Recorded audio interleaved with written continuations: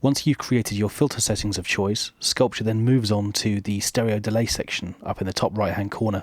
And this is very much Sculpture's own delay, rather than simply replicating the possibilities of tape delay and stereo delay. It's got a few of its own tricks up its sleeve. So the first control is the wet level, which dials in delay on top of the dry signal. Let's increase that.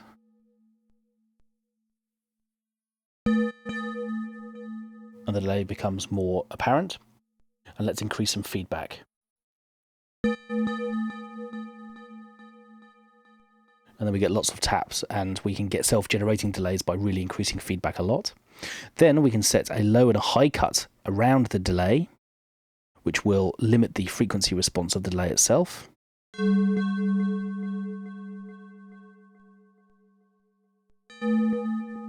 So I can really narrow the delay's frequency bands if I want to. Then we've got crossfeed, which feeds the right-hand side of the delay into the left, or vice versa.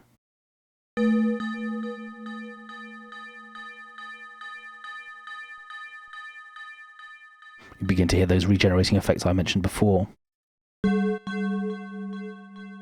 So next we've got the input balance, which allows you to set the stereo center for the delay either to the left or to the right, which can create some interesting ping-pong effects if you want it to. And then we get into the delay time. Now this can either just be completely free, so there's a 1.7 second delay, or it could be synchronized to the tempo via this tiny sync button here, which then allows me to select a kind of quantized value for the delay, which I can again do with the slider.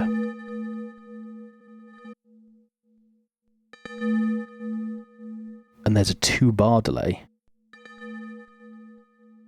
So a nice long delay for special effects. And lastly, we've got the output width. How wide do I want that delay to be?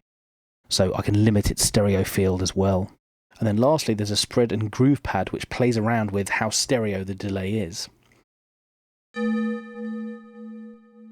So with a change in the x-axis, I get more articulated delays from left to right, whereas changes in the y-axis offset the delay from right to left. So if I make a positive movement up in the y-axis, the right delay gets longer and the left one gets shorter, and vice versa is true if I move the point below the central line.